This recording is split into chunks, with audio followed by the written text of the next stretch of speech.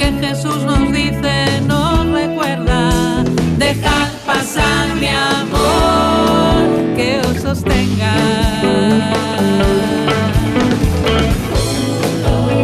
Para que el mundo crea, celebramos su amor. El sueño de Jesús será nuestra misión, será nuestra misión. Para que el mundo crea, celebramos su amor. El sueño de Jesús será nuestra misión, será nuestra misión. Jesús nos trae esperanza a nuestras vidas, nos capacita a hacer lo que nos pide, nos ama, nos perdona, nos redime. Seguros en sus manos nos confía, su reino anunciaremos cada día.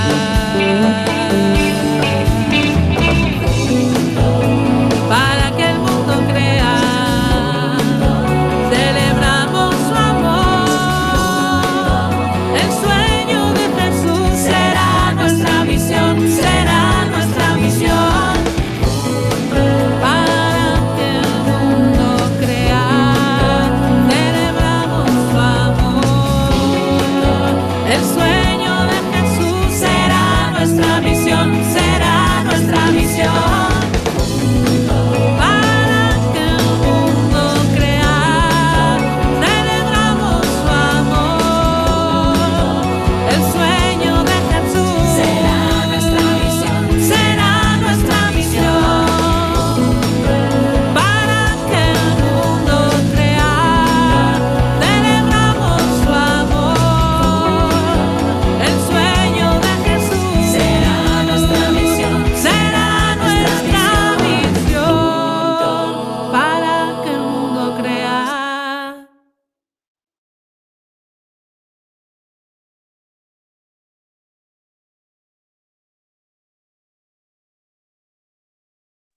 María, con el micrófono. Ya. He visto que se vaya a ver en cámara, han dicho. Pues nada, pues ahora continuamos en esta mañana de vivir las esperas y ante ese silencio de Dios. Y ahora Vicente pues nos va a hablar un poco de eso, de ese silencio de Dios. Le dejo paso a él. Bueno, pues nos ponemos delante del sepulcro vacío, delante de la tumba de Jesús y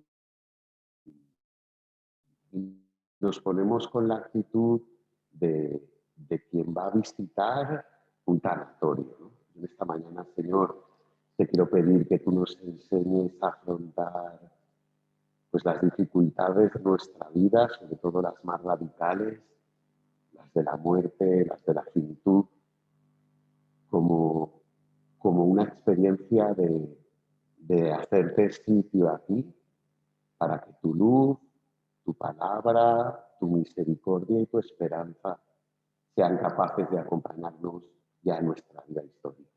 Gloria al Padre, al Hijo y al Espíritu Santo.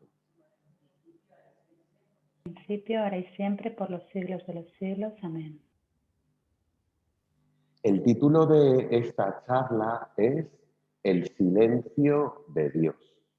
Y a mí la primera imagen que me viene para hablar de esto es cuando nos toca ir a un tanatorio. Es una experiencia que tristemente a todos nos pasa a lo largo de una vida, ¿no? Nos convoca la experiencia de la muerte de alguien que hemos conocido. Y me servía de imagen para entender qué es el Sábado Santo y la mañana de Sábado Santo, ¿no? Yo no sé cuándo os toca ir, con qué actitud vais. Y la experiencia más reciente que tengo es pues, la de ir al Tanatorio de La Paz para un mes a acompañar a una familia que había perdido a la madre, a la esposa.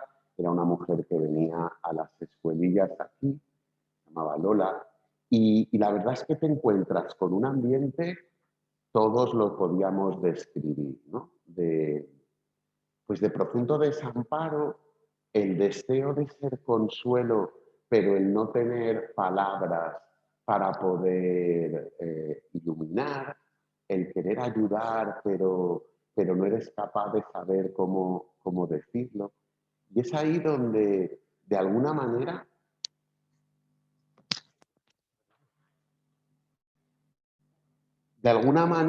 lo que estamos intentando es ser consuelo y al mismo tiempo experimentar la impotencia.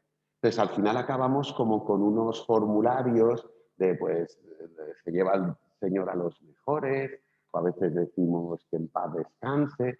Intentas que tu presencia sea consuelo, pero llegas con una conciencia muy clara de impotencia, ¿no? Yo así siento esta mañana de Sábado Santo. Sabemos lo que nos va a pasar.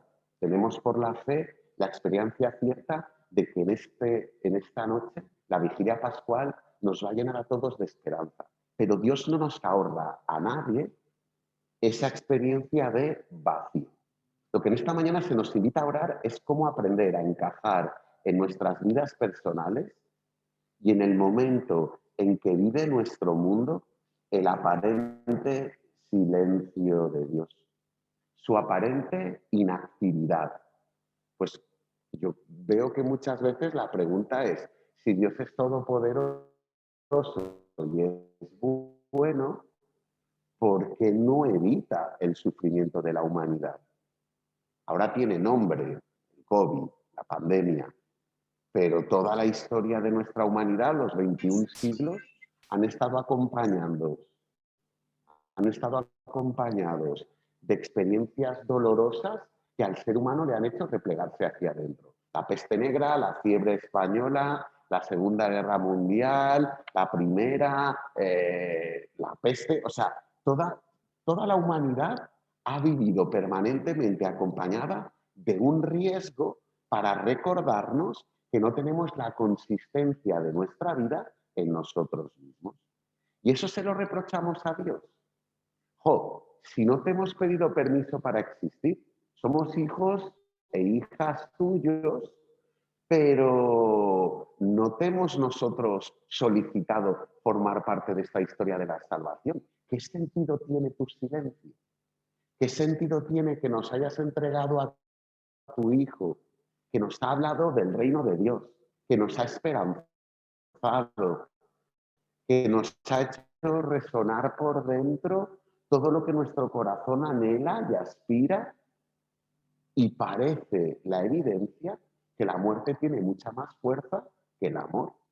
El que lavó los pies, el que partió el pan, el que levantó el cáliz de bendición, el que leyó la historia de la salvación en la noche de la Pascua, le vemos hoy desangrado, deshidratado, con el cuerpo lacerado por heridas, la cabeza destrozada por la corona de espinas, y hoy nos lo encontramos en ese sepulcro, en ese tanatorio. Nos juntamos todos sus discípulos con ese nerviosismo de quien no sabe qué decir, no sabe qué hacer, no sabe a dónde ir. El Sábado Santo es un día de experimentar vacío, el profundo desvalimiento de lo humano, que precisamente va a ser el hueco necesario para que la luz de Dios entre y nos llene con su gracia. Cuando a María la llamamos la llena de gracia, en el reverso también la podíamos llamar la gran vaciada de sí misma. Y es proporcional lo llenos que estamos de gracia con la cantidad de vacío de nuestros propios proyectos, de nuestros propios intereses y de nuestra forma de vivir. La tierra se ha quedado sin Jesús. Las fuerzas del mal han acabado con él. Si yo me aparto un poco, veis el sagrario que está abierto, vacío. Y es verdad, no hay sacramento, no hay cuerpo de Cristo, no hay presencia histórica a la que agarrarnos. Y así va a ser todo el día. ¿Por qué Dios lo permite? ¿Por qué no sale su actitud paternalista y maternalista de salir rápidamente a llenar ese vacío? Porque el vacío es necesario. La primera buena noticia de este Sábado Santo es que todos necesitamos hacer vacío voluntario para que nos llene el amor de Dios. Parece que la malicia humana ha logrado apagar la voz del que lo llenaba todo de esperanza, de ilusión y de futuro. O sea, venía cuando vamos a un tanatorio, solemos hacer memoria de lo que hemos compartido con esa persona. Jo, es que qué majo era. Con él jugábamos la partida de mus. Jo, qué maja era Lola, que venía a las escuelillas con su hijo, con sus amigas y compartíamos el... Jo, qué majo era esta persona que hincha del Atleti, ¿no? O sea, cuando uno se acerca al cadáver de alguien, aflora toda la historia de recuerdos, de convivencia, de matices, de viajes compartidos, de cena. Yo tengo una experiencia muy continua, que es cuando preparamos un funeral aquí en la parroquia, que siempre nos reunimos todos con los familiares más íntimos de la persona por la que celebramos el funeral. E intentamos acaparar datos. Hombre, si les conocíamos personalmente no hace falta, pero muchas veces es gente que no sabemos nada de ella. Entonces viene la viuda, o vienen los hijos, o viene el viudo, y es una pasada ese momento, porque te das cuenta que la huella que dejamos en una vida confluye en la esencia de las 6 palabras que son capaces de expresar, mezcladas todas con lágrimas. Hoy, Sábado Santo, es día de hacer memoria de nuestra historia compartida con Jesús. Y esto se va a quedar en la esencia de lo que es nuestro credo. Hoy es un día de profesar la fe. La fe de la Iglesia, lo que reconocemos como el símbolo de los apóstoles, el credo, el querigma, es cuando murió su Señor para recordar que había sido clave en la convivencia con Él. Y yo en ese ambiente de hablar de mi historia personal con Jesús, hoy que ha muerto, me sale Lucas 4 del 17 al 20. ¿Quién era Jesús para mí? Y os propongo que también hagáis ese ejercicio cada uno y cada una de vosotras, ¿no? En estos años de seguimiento de Jesús, ¿qué 6 frases escribiría o explicaría en este momento de mi experiencia con Él? Yo una de las que no fallaría es esta. Le entregaron el libro de Isaías, lo abrió, buscó el texto que dice: el Espíritu del Señor está sobre mí, porque Él me ha ungido para que dé la buena noticia a los pobres. Me ha enviado a anunciar la libertad a los cautivos y la vista a los ciegos, para poner en libertad a los oprimidos, para proclamar el año de gracia del Señor. Lo cerró, se lo entregó al empleado y se sentó. Toda la sinagoga tenía los ojos fijos en él. Y él empezó a decirles: hoy, en presencia vuestra, se ha cumplido esta palabra de la Escritura. Ese es Jesús el que yo reconozco vivo en mi vida, el que, movido por el Espíritu, está anunciando a las personas con las que se encuentra, a veces de forma programada, a veces de forma casual, les da justo la palabra que necesitan oír. Eso para mí es la labor engendradora y resucitadora de Jesús, que si te ve ciego, te va a dar vista. Si te ve cansado, te va a dar fuerzas. Si te ve triste, te va a dar alegría. Si te ve lleno de quejas, te va a enseñar a agradecer. Si te ve atrapado por el miedo y bloqueado por las circunstancias, te va a dar confianza. Y ese Jesús es el que aparentemente todas las fuerzas del mal han podido con él. El que era capaz de encender y de encendernos la llama de la alegría a unas vidas, como él mismo dice en el Evangelio, vejadas y abatidas, cansadas y agobiadas, como ovejas que no tienen pastor. Ese Jesús ha muerto. Ha sido sepultado por un derrumbe de odio. Hablaba en estos días con Mariajo sobre cómo fue la muerte de San José, ¿no? O sea, ¿qué sabemos de la muerte de San José? Como a ella le tocó preparar lo de acompañar a María en la soledad de la cruz, tuvimos un diálogo ahí sobre eso. Y yo le decía, es que no sabemos nada. Lo mismo se murió de viejo, lo mismo le cayó un derrumbe, ¿no? Él que era carpintero, era un poco albañil, en aquella época carpintero no era especializado en madera, era todo lo que tenía que ver con la construcción. Pues si San José murió en un derrumbe, Jesús también.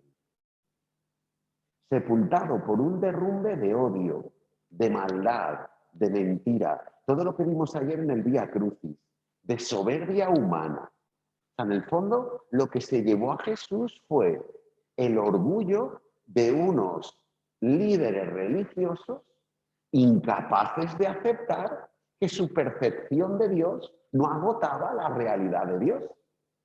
Y Jesús, hablándoles de ese Dios al que él llamaba Abba, les estaba proponiendo una nueva versión, una actualización de la experiencia de Dios. A ese que vosotros llamáis Adonai, Elohei, Sebaot, yo le llamo Abba, porque no lo acogéis. El derrumbe lo provoca el orgullo de Pilato, poder político, que como pasa en la historia, no opta nunca por los marginados, no opta nunca por los refugiados, no opta nunca por los pobres. O sea, es un drama actual. Me contaban el otro día que familias del Salvador envían a los hijos de 10 y 11 años para que crucen todo Salvador, todo Nicaragua, todo México, para que entren a la frontera de Estados Unidos. Niños de 10 y 11 años. Y a esos la ley no les posibilita la extradición, porque son menores y Estados Unidos está obligado a acogerlos, ¿no? Eso es un drama, ¿no? El poder político no se fija en esos niños. Y los padres los confían, ¿no? El que había venido desde abajo, desde la humildad de un pesebre, eso no lo soporta la casta sacerdotal. Los sumos sacerdotes habían ganado su derecho a ser los más poderosos, los escribas, y en la sabiduría convertida en poder. Eso también pasa. Cuando más listo soy, más títulos tengo, más es lo primero que digo en mi currículum. Yo he ido a conferencias donde el primer cuarto de hora es narrar las maravillas del ponente. Licenciado en la Universidad de Wisconsin, no sé qué, ha hecho un máster en... Y te estás ahí 15 minutos y dices, bueno, pues genial, pero este es un ser humano como yo. Y el salvador de todos los poderosos intelectuales es Jesús y su humildad. El que había venido desde abajo, desde la humildad de un pesebre, en un lugar periférico del mundo. Ese Jesús que se había dedicado a hacer el bien, de repente se pone a lavar los pies, como veíamos el Jueves Santo, con total actitud de siervo alegre. Estamos hablando del sábado, día de vacío y de silencio. Pero cuánto vacío había en Jesús. cuánto vacío voluntario de huir del éxito. Cuando le proponen convertirlo en rey de Israel, él huye y envía a los discípulos a que vayan al otro lado del lago para que no se contaminen de esa adherencia tan tóxica y tan pegajosa que es creerse alguien. La seducción del poder, la seducción del éxito, la erótica del poder, de eso no estamos libres nadie. Y Jesús por eso voluntariamente vive la desposesión. Y hoy, Sábado Santo, vemos que no defendió quedarse con nada. Desnudez física, desnudez psicológica, desnudez espiritual. El Elí Elí, lama sabactani desde la cruz, ¿por qué me has abandonado? Es la experiencia humana de ese silencio que Dios quiere provocar en nosotros. Es la noche más oscura para el alumbramiento más grande. Cuando estemos completamente vacíos, se nos podrá llenar, ungir del todo por el Espíritu.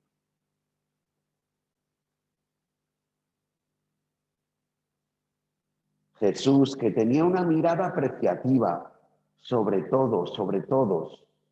Ese Jesús inocente que ha amado hasta el extremo, su resultado ha sido nada. Fracaso, muerte. Desprendido de la cruz, ungido por esas mujeres que nos comentaba Aspen en el grupo, que son tan importantes, pasan súper desapercibidas en toda la teología. Pero esas mujeres fieles que en sus cestos llevaban los ungüentos y los paños y el sudario, detallistas y cariñosas hasta el final. El resultado es nada y silencio. Una losa cubre la entrada al sepulcro. Unos lienzos blancos cubren ese cuerpo entumecido. Y seguro que había moratones, sangre coagulada, la cara deformada por los golpes, la espalda con pletazos. O sea, ese cuerpo que no merecía nunca en la vida ser tratado así. Ese cuerpo, la delicadeza de las mujeres, lo cubren llorando, lo besarán seguro y sigue ese vacío profundo que se convierte en una limaña por dentro que nos hace desesperarnos, ¿no? Es la jauría que todos llevamos dentro cuando la vida no se adecúa a lo que nos parece justo. Y Dios calla. Calla como en tantos momentos de nuestra vida que no oímos su voz. ¿Es su silencio mutismo? Esta pregunta es la que también me gustaría que orásemos. ¿El silencio de Dios es mutismo? ¿Se ha quedado mudo? ¿O es que es un silencio que va a ser fértil? Ese silencio de Dios, ese no decir nada de Jesús frente a Pilato, ¿fue debilidad o fue amor tremendo para que en Pilato hubiera una respuesta? Cuando nos callamos, muchísimas veces hay mucho amor, porque te dejo el espacio, no para darte una respuesta inmediata, ¿no? A mí me pone muy nervioso los evangelizadores y evangelizadoras que lanzamos respuestas a preguntas que nadie se hace. Tú lo que tienes que hacer es, tú tienes que venir te tienes que confesar, tienes que venir a una Pascua, tienes que ir a Emaús, tienes que hacer una semana de ejercicios, tú lo que tienes que hacer. A veces tenemos una batería de respuestas perfectamente argumentadas a preguntas que la persona todavía no se ha hecho. Y eso es invasivo. Y eso es colonizar las mentes. Y eso es manipular. Y como Dios eso no lo quiere hacer, como no quiere violentarnos nunca, calla para que nosotros vivamos el proceso de reconocer nuestro propio vacío. Y en vez de darnos respuestas, nos despierta interrogantes irresistibles. Eso es lo que decía Pablo VI de qué es lo que necesita nuestra iglesia. Más que dar baterías de consejos, es suscitar interrogantes para que la gente nos diga, queremos ver a Jesús. Señor, enséñanos a orar. Dame de esa agua viva. Maestro, devolveré todo lo que he robado. Señor, que vea. Señor, salva a mi hija. Señor, ten compasión de mí. O sea, todo el Evangelio no es un Jesús que aconseja, es un recibidor de vacíos a los que Jesús ahí sí que puede responder. O sea, ojalá que nosotros en nuestra evangelización escuchemos el silencio en la vida propia y en la de los demás. Por eso hay un sábado santo. Por eso no vamos a pasar rápidamente su muerte. ¿Ven? No, a veces pasa eso con el duelo humano. No dejamos que nos duela la pérdida. Incluso los católicos, intentando ser modélicos, nos presentamos como, bueno, ha muerto mi marido, pero yo ya sé que está en el cielo. No. Si Jesús lloró la muerte de Lázaro, habla de que es necesario experimentar el duelo por quien ya no está. Y ojalá que nos duelan las pérdidas de toda la gente a la que queremos. Porque vuelve a ser vacío, que Dios quiere llenar, pero si yo se lo pido y si yo reconozco el vacío y el silencio en mí, Él es palabra que responde a una petición que nace del vacío. No es que Dios no tenga nada que decir. A Él no se le ha acabado la esperanza. ¿No será su silencio una muestra de respeto frente a nuestra palabrería que satura la capacidad de entender las cosas? Y uso palabrería nosotros que somos verbunde, porque muchas veces nuestras intervenciones están muy llenas de palabrería. Y hablo de mí, que sabéis que predico mucho. Pero más vale una palabra suya que 1000 nuestras. Y esa palabra suya solo se percibe en el silencio. Cuando Job intenta rodearse de amigos, como hizo Jesús en Getsemaní, que le aportaran algo de luz a su situación terriblemente dramática, acaba echándolos. Fijaros que es lo mismo que hace Jesús en Getsemaní. Job era un hombre potentado, un hombre rico, ganados, hijos, familia numerosa, casa enorme, todo. Y Satanás, que es colega de Dios, como lo narra el libro de Job, le dice, este hombre es justo porque le va todo súper bien. Permíteme que le toque alguna de sus seguridades a ver si sigue siendo justo y te bendice. Y Dios le da el ok. Imaginaros qué profundidad tenía el pueblo judío para reconocer ese Dios que permite que lo humano vuelva a apoyarse en lo fundamental que es Él y no en la obra de sus manos. no en la construcción de nuestras seguridades, no en nuestros proyectos, nuestros currículums. Satán colabora con el buen Dios para hacernos humildes. Fijaros qué chulo. Esto es Job y teología, ¿eh? Católica y espiritualidad. O sea, por eso que esta música es satánica. Pero si Satán es un colega del Señor, o sea, frente a nuestra palabrería que satura la capacidad de entender las cosas, Job experimenta que se le mueren todas las vacas, todas las ovejas y en el mismo orden todas las hijas y todos los hijos. Así lo narra el libro de Job. Y a él se le pone el cuerpo con una psoriasis supurosa, ¿sabes? Que parecía así cuando te rozas, que te sale como un caldito de los poros, pero todo el cuerpo.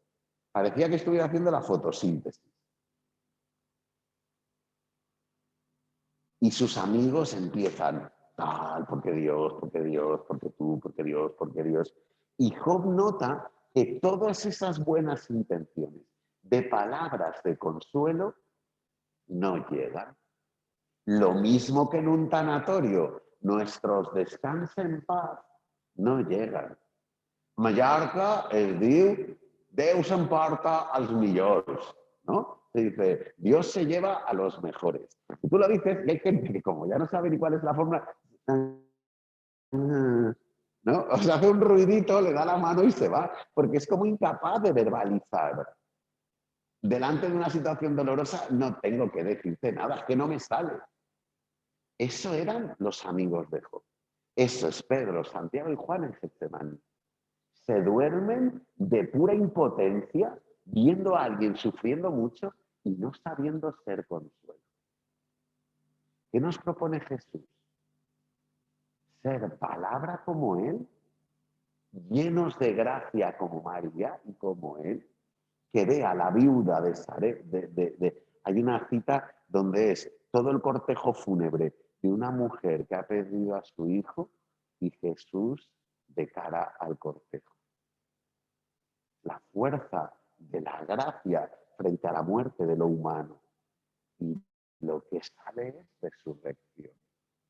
La de Jesús ya tuvo signos en su vida histórica. Lázaro, el ciego, el hijo de la viuda, o sea, capaz de devolver y de llenar todo lo que es vacío para nosotros.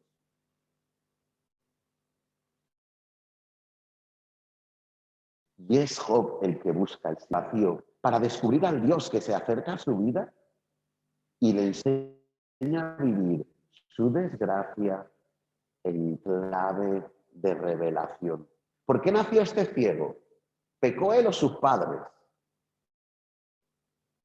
Y responde Jesús, ni él ni sus padres.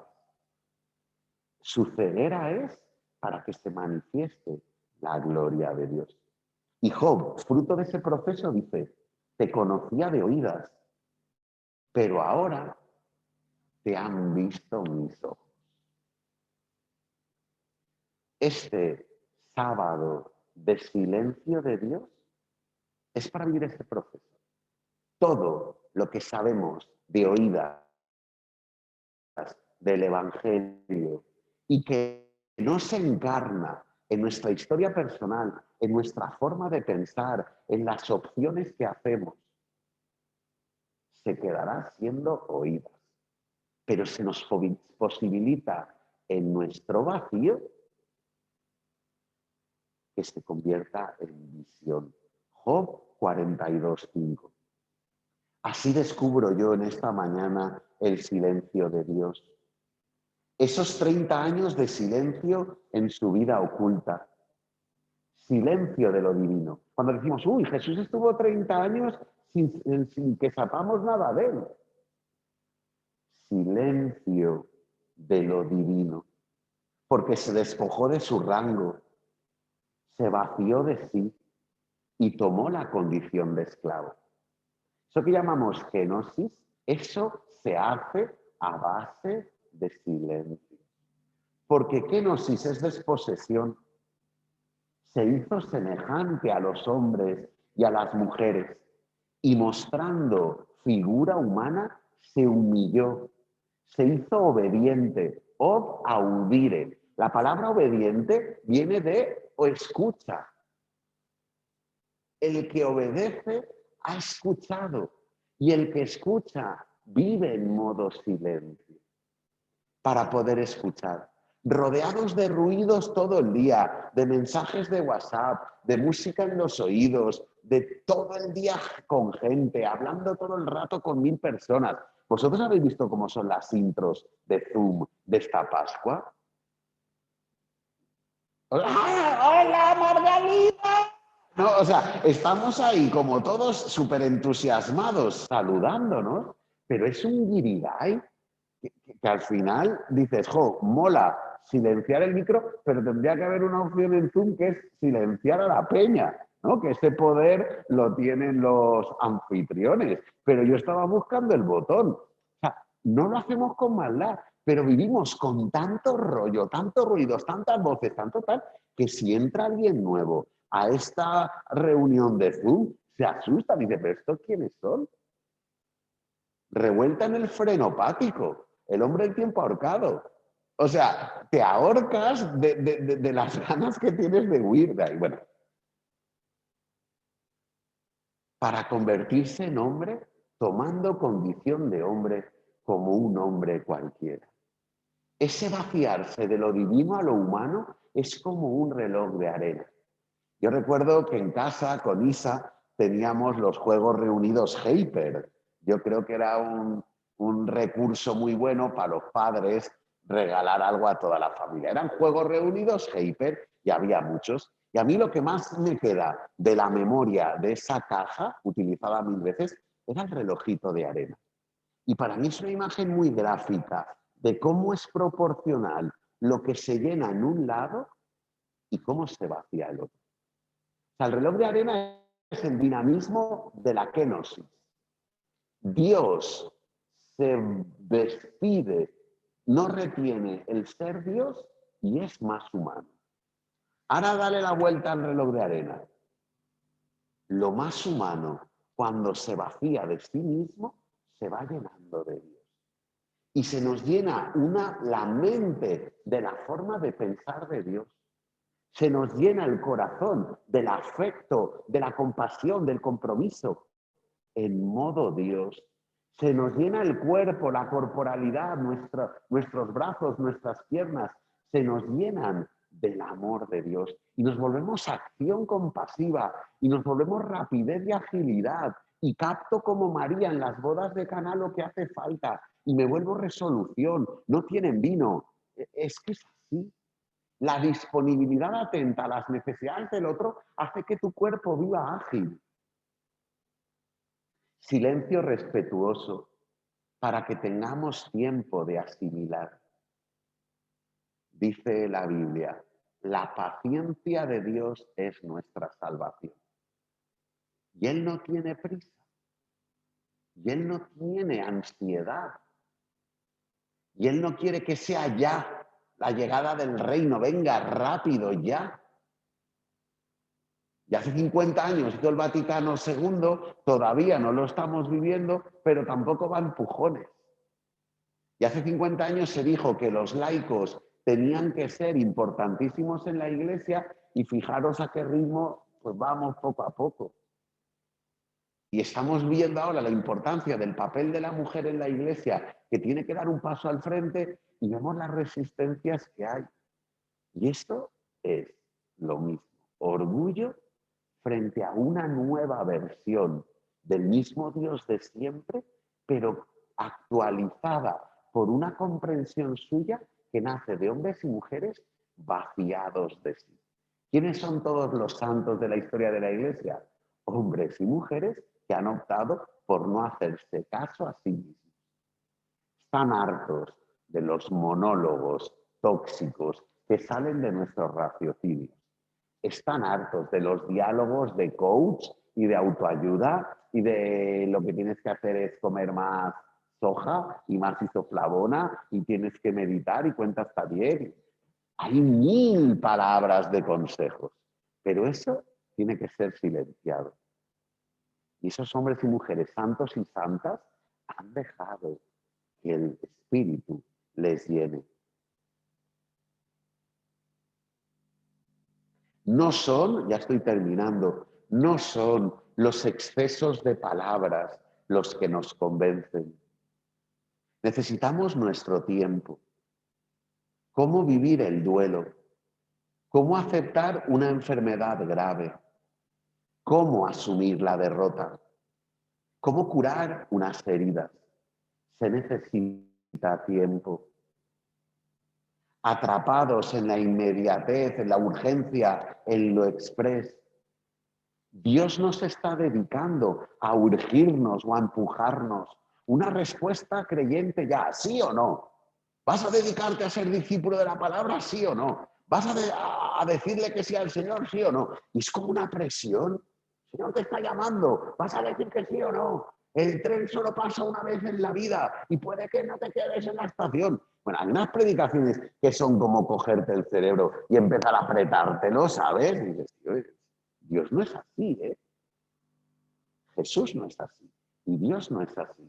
Y nada violento permanece, decía Francisco de Asís. Él es paciencia, Él es respeto, hasta que tú descubras lo que ha pasado. ¿Comprendéis lo que he hecho con vosotros? ¿De qué vais hablando por el camino? Jesús se interesa muchísimo de cuál es mi comprensión de los acontecimientos.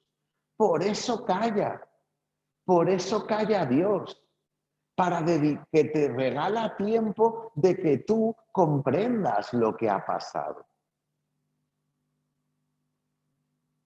Ha pasado que el amor y el miedo se han encontrado y se han retado mutuamente, como en un pulso.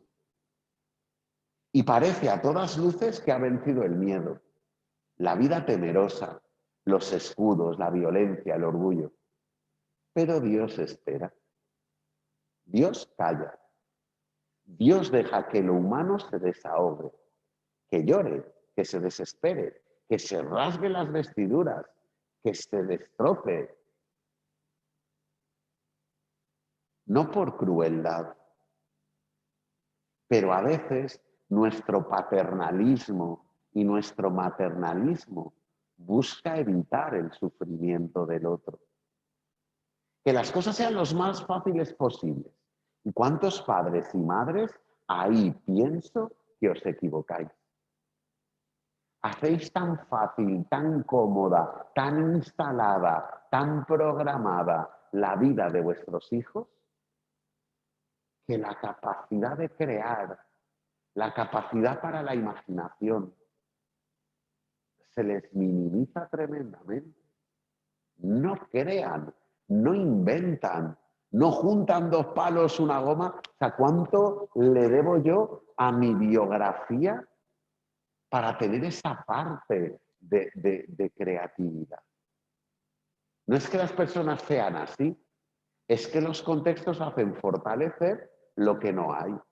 Y si no hay abundancia fuera de juguetes, de recursos, de actividades, tendrás tú que generarlos desde dentro. Y eso a la larga yo lo agradezco profundísimamente. Padres y madres, no seáis excesivamente complacientes, ¿no? Que las cosas sean los más fáciles posibles. Y ahí le evitamos la oportunidad de crecer, de desplegarse, de encontrar en lo profundo de su interior toda la luz que Dios ya ha ido depositando. En el mundo de la música, casi todas las grandes composiciones nacen de noches muy oscuras de sus autores. Y las mejores canciones de amor nacen de una ruptura. Y las mejores canciones que hablan de vida eterna nacen de una enfermedad próxima. Who Wants to Live Forever, de Queen. No la compuso Freddie Mercury, la compuso Brian May, el guitarrista de Queen, cuando se enteró que Freddie Mercury era seropositivo y se iba a morir. O sea, la noche, el vacío, la soledad es fuente generadora de un montón de luz. La resurrección de Jesús nace de ese sepulcro donde no le quedaba nada más. Y el Dios que había amado a Jesús hasta el extremo, lo vuelve a amar y lo restaura. Los huesos secos de Jesús se llenan de Espíritu Santo y recobran toda la carne glorificada y se oye un gran estruendo. Y esta noche va a ser el estruendo del Dios que vuelve a recomponer por enésima vez nuestras historias fragmentadas. A mí ya me la habéis escuchado muchas veces, ¿no? La técnica del kintsugi. Lo que hacen los japoneses con una vasija rota. Nosotros lo tiramos porque está roto. Pero hoy reparar es un acto revolucionario. Eso lo leí yo hace poco. Reparar hoy es un acto revolucionario, porque lo que hacemos es cambiar, sustituir, reponer. Se me ha roto esto, me pillo otro. Pero el kintsugi es volver a juntar las piezas y unirlas con un cordón de oro líquido, que se convierte en pegamento, que une lo roto. Y el valor de la vasija, una vez roto, es mucho más grande que el valor original. Resucitar es ver que nuestras vidas, rotas y unidas por el amor de Dios, van cobrando después de cada ruptura más valor, porque Dios las une con su misericordia. Dios es amor, pero que promociona, y en su silencio está seguro de que crecen los hijos y hijas suyas, como la semilla. Toda la comprensión, toda la capacidad de acoger las maravillas que Dios hace, nacen del silencio. En ese silencio de Dios y en la tremenda oscuridad donde se comienza a albergar la esperanza. ¿Y si? ¿No? Ese sería el momento de nuestra oración. ¿Y si mi vida no es un fracaso? ¿Y si todo lo vivido da sentido a mí hoy? ¿Y si este aguijón que tanto daño me ha hecho en mi historia es para agradecerlo? ¿Y si la comunidad concreta en la que vivo es la que más saca mi amor? ¿Y si mi vivencia del fracaso es lo que me abrió la puerta a encontrarme contigo? ¿Y si fuera verdad que no es fracaso todo? ¿Y si fuera posible que el amor no termina nunca? ¿Y si esta parcial derrota es lo que precede a la victoria final? El silencio de Dios es una forma de amarnos, de la que tenemos que aprender, para no evitar que el otro haga su camino. Yo no te voy a evitar el proceso que tú tienes que hacer. Para que no desconfiemos de las posibilidades del otro. Para decirle, tú mismo te darás cuenta de las cosas. El lema de esta Pascua es juntos para que el mundo crea, pero que esté aún juntos de dejarnos espacio para que cada uno y cada una recorra el camino. Feliz Sábado Santo, de dejar espacio para Dios con su silencio que nos llena de luz.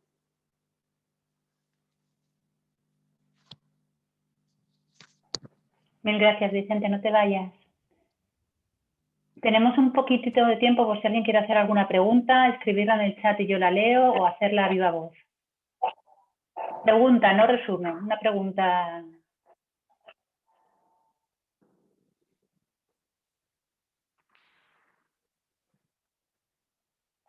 ¿Alguien quiere preguntar algo? Te dan las gracias por el chat.